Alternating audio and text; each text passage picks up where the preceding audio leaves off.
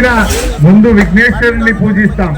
అన్ని విఘ్నాలు తొలగాలని, అంతా శుభం జరగాలని, కార్యసిద్ధి జరగాలని ఆ విఘ్నేశ్వరుణ్ణి ప్రార్థిస్తూ ఉంటాం. ఈ విఘ్నేశ్వరుడికి మతాలు కులాలు ఏమి లేవు, అందరూ పూజిస్తుంటారు.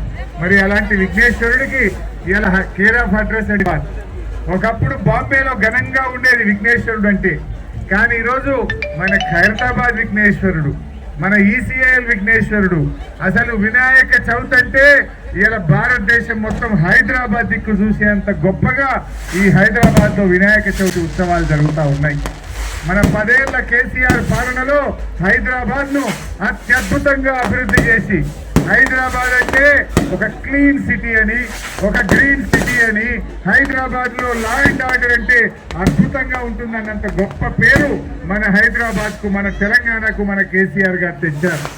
మరి రాబోయే రోజుల్లో ఇంకా ఈ రాష్ట్రం అన్ని రకాలుగా ముందుకు పోవాలని నేను కోరుకుంటున్నాను.